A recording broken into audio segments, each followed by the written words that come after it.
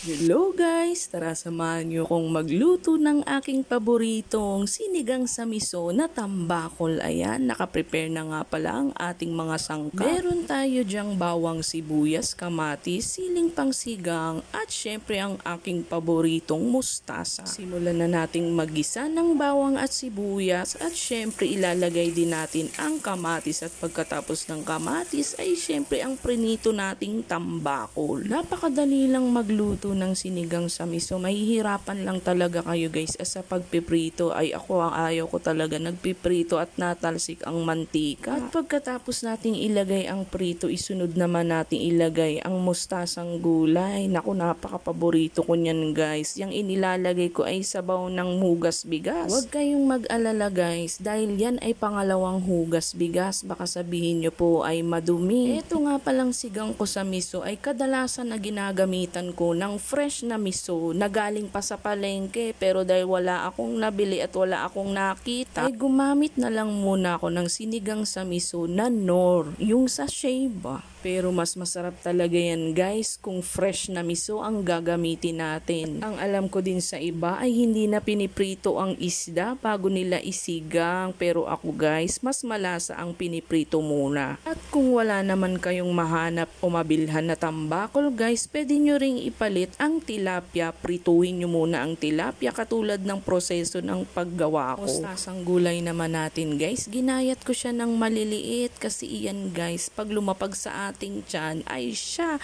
mahirap yan matunaw. Kaya ako guys kapag nagluluto nito ay gusto ko yung lutong-luto ang mustasa dahil nga mahirap matunaw sa bituka. Hanggang sa muli guys, bye bye!